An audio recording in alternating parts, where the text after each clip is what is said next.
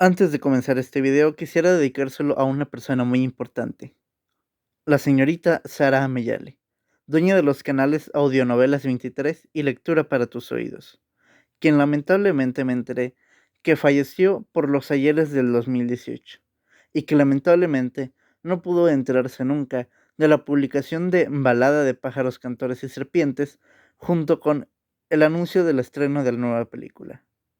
Sarita era una persona bastante encantadora, a pesar de que no llegué a conocerla directamente. Le encantaban los libros y las películas, además de que le encantaba la locución y el doblaje de voz. Y si hay algo que sí o sí todos los que escuchamos sus audiolibros tenemos que reconocer es su talento. Sara tenía ese talento, esa capacidad para hacer que sintieras los libros, la narración como si fuesen la película misma. Sara realmente se metía en el papel de los personajes que estaba narrando. Sara realmente se metía en las historias que estaba narrando.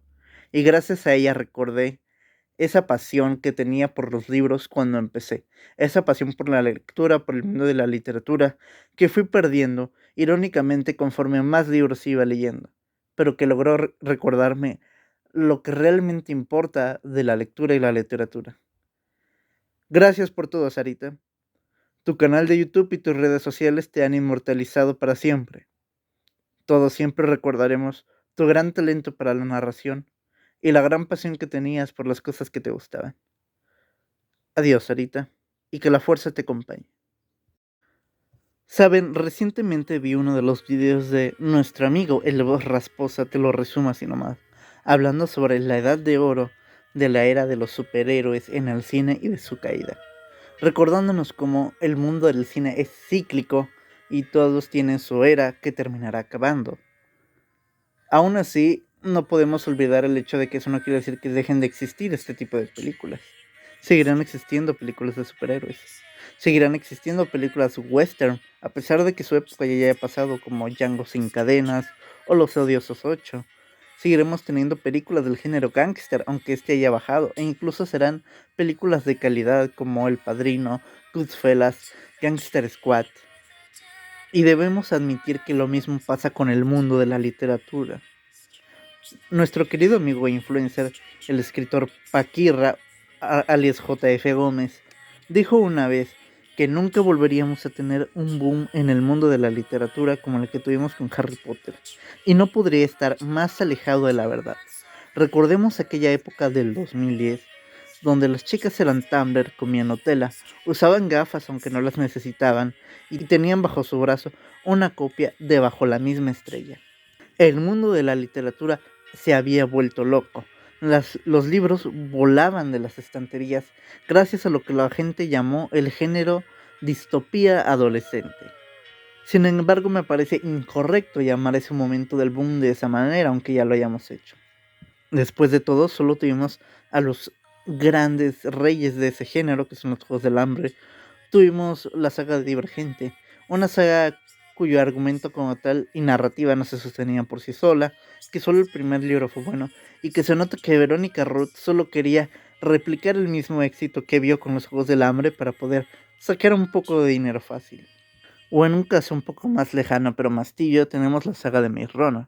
Sin embargo, no podemos evitar notar que en ese tiempo se leían otro tipo de libros más diferentes, como los libros de John Green, la saga de Crepúsculo, de Harry Potter que no deja de morir, la saga de Percy Jackson, la saga de Juego de Tronos, Narnia, El Señor de los Anillos.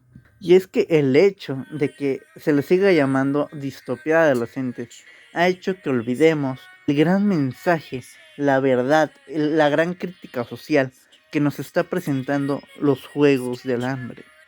Después de volver a verme todas las películas y escucharme los audiolibros para prepararme para Balada de pájaros, cantores y serpientes, me di cuenta de algo muy importante. Cuando era más joven, más chico, un niño en la secundaria, recuerdo que me había empezado a interesar por la literatura, por el mundo de la lectura, por crear mis propias historias. No podía decírselo a mi familia porque ya antes les había dicho lo mucho que me interesaban las artes de otro tipo y se burlaban de mí. Así que lo único que podía hacer, al ser alguien rechazado socialmente y sin amigos, era ir con un viejo amigo que me ha apoyado, me ha instruido para sobreexplotar mis talentos. Y mientras le contaba mis ideas iniciales para un próximo libro que podría escribir, le pregunté si había escuchado hablar o visto la película de Los Juegos del Hambre, a lo que él me respondió que sí, y que ese tipo de cosas iban a pasar en mi país, México. Y entonces, actualmente rememorando todo esto, me di cuenta de que, ¿acaso no ya estamos viviendo en los Juegos del Hambre? No nos estamos yendo tanto a los extremos. Tampoco quiero decir que el calentamiento global acabó con la mayoría de los continentes en nuestro mundo. Tampoco quiero decir que Joe Biden nos va a encerrar a todos en un corral a ponernos a matarnos entre nosotros. Todavía. Sin embargo, me doy cuenta de muchas cosas después de volver a ver la saga de los Juegos del Hambre con otros ojos. Me di cuenta de que el hecho de llamarlo distopía adolescente se queda corto, ya que esta saga nunca se trató de eso. Es una historia sobre revolución, sí, aunque esté contada desde el punto de vista de una chica de 16 años y sus problemas románticos no lo vemos como tal. Katniss Everdeen no es la típica protagonista que ve las injusticias y decide actuar al respecto. Es una chica normal, quiere vivir una vida tranquila, lejos de los dramas del Capitolio. Odia al Capitolio, está consciente de lo que pasa en su mundo, está consciente de la maldad del presidente Snow. Los Juegos del Hambre nos presentan las consecuencias de un régimen fascista en pos de la creación a base del miedo. Se nos presentan a los Saboks, personas que, después de tratar de rebelarse contra el Capitolio, son sometidos, torturados y les cortan la lengua para poder servir como los mayordomos fieles y leales del Capitolio, y que no pueden dirigirse a alguien o moverse a menos que sea para recibir una orden. Se nos presenta un mundo donde aparentemente las arenas de los Juegos del Hambre son usadas como atracción turística para la gente del Capitolio, donde puedes recrear momentos que pasaron durante dichos juegos, donde puedes escuchar historias de los fantasmas de los tributos que murieron ahí, que aún rondan, gastando una fortuna muy probablemente en impuestos para poder construir cada una de las arenas durante diferentes años después de los 11avos Juegos del Hambre. Sí, exacto, tal y como ese estúpido e inútil campo de fútbol que hay en Qatar, que gasta un montón de agua porque viven en un maldito desierto. Se nos presenta un mundo donde el Capitolio tiene la economía insuficiente para mantener a sus tributos ganadores durante toda una vida junto con sus familias, pero no el dinero suficiente para apoyar a los distritos que se están muriendo de hambre, como nuestros gobiernos.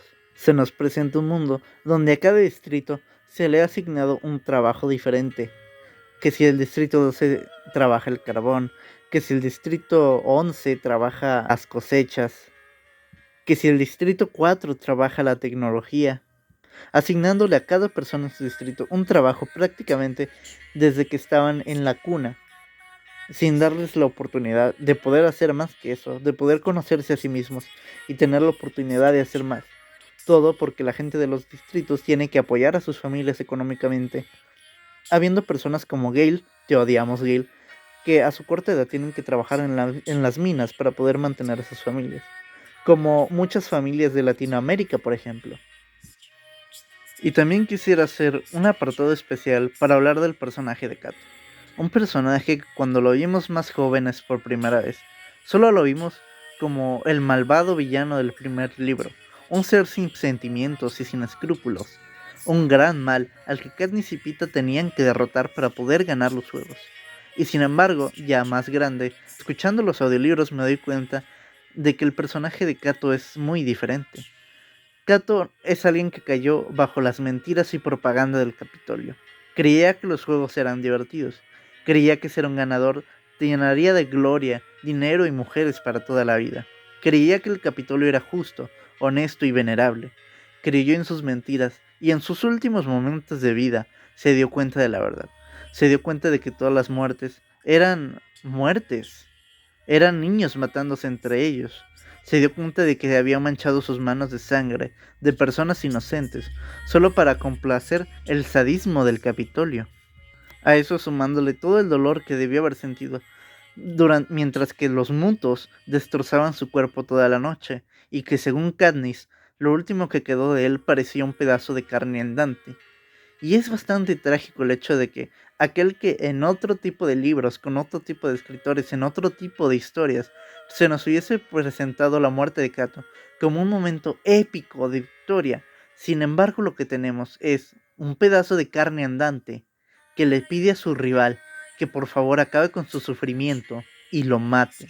Y Cato no es muy diferente a muchas personas de la vida real que creen en la propaganda del falso sueño americano, yéndose ilegalmente a por una mejor vida, y que muchos de ellos terminan como vagabundos en California, sufriendo del racismo, sufriendo de la discriminación. La historia del presidente Snow nos puede recordar fácilmente a la historia de cualquier otro político estúpido de pelele, con fantasías de poder lo suficientemente grandes como para poder dejar atrás a su familia que lo apoyaba y todo lo que alguna vez le pudo haber importado, con solo tener una pizca de ese poder, como nuestros gobiernos. Así bien, te habrás podido dar cuenta ya con tantos ejemplos de que la realidad en los Juegos del Hambre, en el mundo del sinsajo, no podría ser mucho menos diferente a nuestra propia realidad, en el mundo en el que vivimos en el día a día. Sin embargo, ¿acaso va a haber una diferencia? ¿Acaso hay un rasgo de esperanza en nuestro mundo? ¿Acaso existirá una forma en la que no se nos condene a vivir el mismo destino que los tributos de los distritos? De hecho, no es diferencia, es la igualdad. Es lo que nos hace iguales en el mundo de los Juegos del Hambre, tanto lo bueno como lo malo. ¿Saben qué fue lo que inició la revolución? No fue gran propaganda de la gente del Distrito 13 y la loca de Coin. No fue que un dios místico apareciera de la nada a salvarlos y a decirles que tenían que rebelarse contra el Capitolio. Lo que provocó la revolución, lo que provocó la caída de Snow y el Capitolio, fue amor. Amor. Una relación de amistad de dos niñas que no se conocían de antes. Una relación de amistad de dos niñas de diferentes distritos que se fueron conociendo mutuamente tras una alianza. Una relación de amor que provocó no solo las lágrimas de Katniss Everdeen tras la muerte de Rue, sino un levantamiento, un apoyo, darse cuenta de que distritos separados no podían hacer nada, pero distritos juntos podrían derrocar a un imperio. En los libros se nos muestra cómo después de la muerte de Ruth, la gente del Distrito 11 cooperó para poder entregarle pan a Katniss, sabiendo ella lo mucho que significaba esto. Nunca antes otro distrito le había donado premios a otro distrito. Y sabiendo también muy bien lo caro que debió haber sido para la gente del Distrito 11 poder darle a Katniss ese pan. Fue la conexión humana entre estas dos chicas lo que provocó un incendio tan grande que derritió la nieve del Capitolio. Y si la unión, y si la amistad y el amor pudo acabar con un régimen fascista, ¿por qué no podría hacerlo en nuestro mundo? ¿Por qué no acabar de esa forma con nuestros corruptos gobiernos? Después de todo, recordemos que la realidad siempre ha superado a la ficción.